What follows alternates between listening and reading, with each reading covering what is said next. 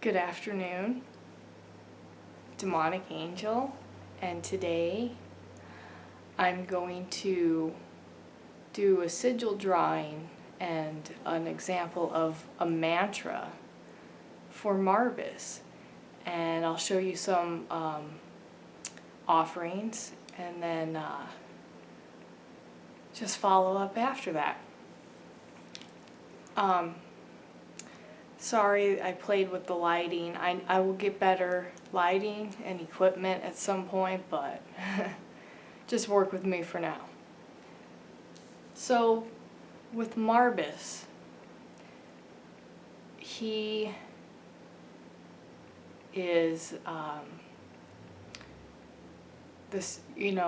primarily concerned with health, can be shape-shifting and invisibility. But for me, I really turn to him for health. And when you look at, I think it is S. Conley, she says that his tarot is the Six of Pentacles. So it's a guy and he's giving to the poor.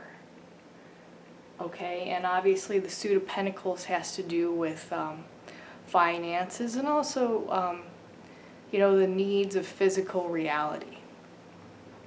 So when I look at this card and connection with Marbas, it really is, I feel like my relationship with him is he gives so much to me.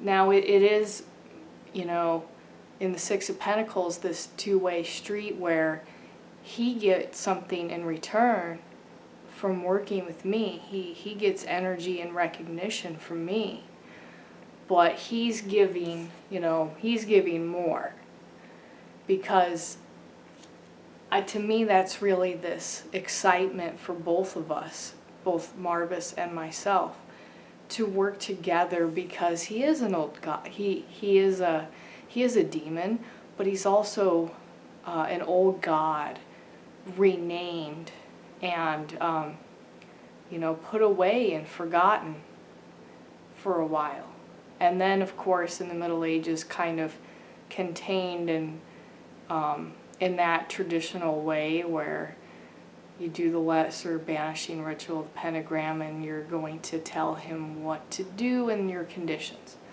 That's not really my thing. I want this equal relationship or freedom here. So he really is excited to give knowledge, give himself.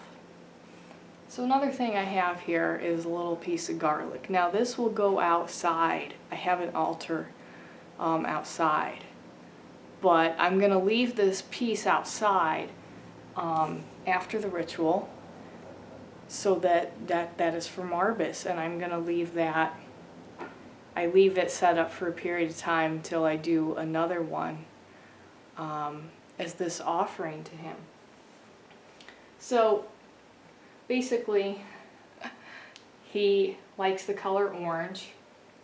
So I've got an orange candle, and I've got, my couple of tea lights, and then with rocks and stones, I've got a smoky quartz on here for grounding, and that's what Marbas is all about. Being in this good health is really grounding. I've got my amethyst here, and I put a little bit of moon blood on it to really heighten the magic here, because moon blood is especially powerful.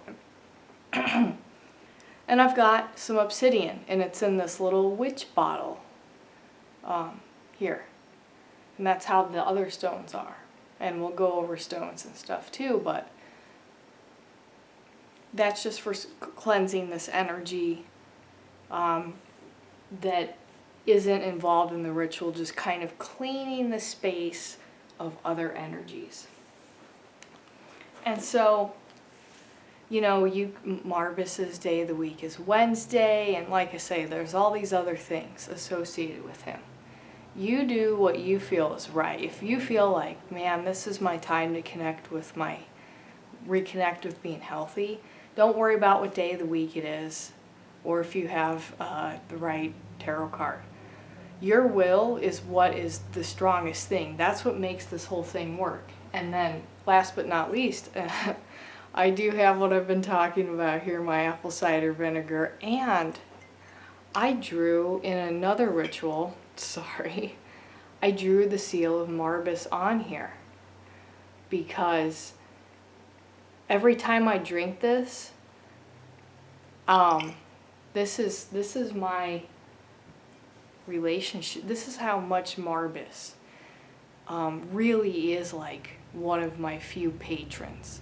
This was not just a ritual for me, but a relationship. And this is the Bragg's apple cider vinegar with the mother, you know, so the fiber prebiotics, because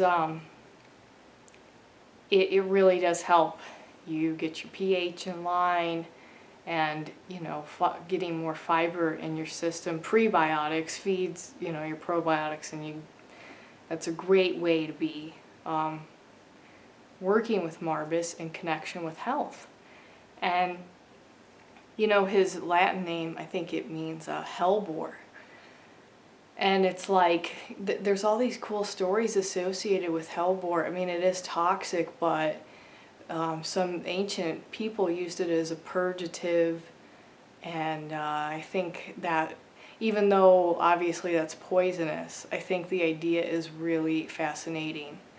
That, you know, to become healthy, you have to purge the disease. I mean, Marbas brings the disease that brings the cure, okay?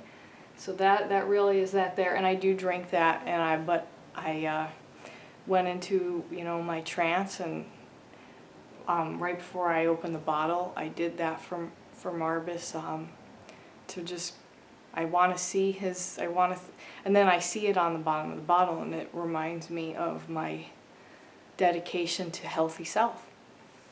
So here's an example I will do here is, I think I'll get this other pen. I brought another one in case it runs out. But I traced Marbas' seal in pencil. I am not a good drawer, okay? And you're not getting graded or whatever. This doesn't count for art like that. This is helping your mind get into a trance state for ritual, because these items are reinforcing to my mind the state of consciousness that I'm going to get into. So after I trace the sigil, I usually listen to the Marbas end chanting, or just something like that, where it once again reinforces my consciousness. But then when I turn that music on, and I usually am sitting here in the dark, then I just go and I'll say this to myself in my mind, but right now I'll say it out loud as an example to you. So here we go.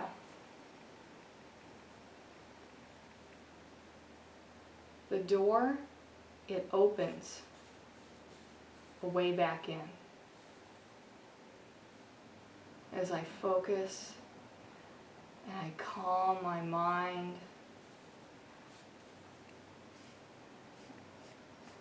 and I just become in this state of mind where I'm not worried about everything else. I'm worried about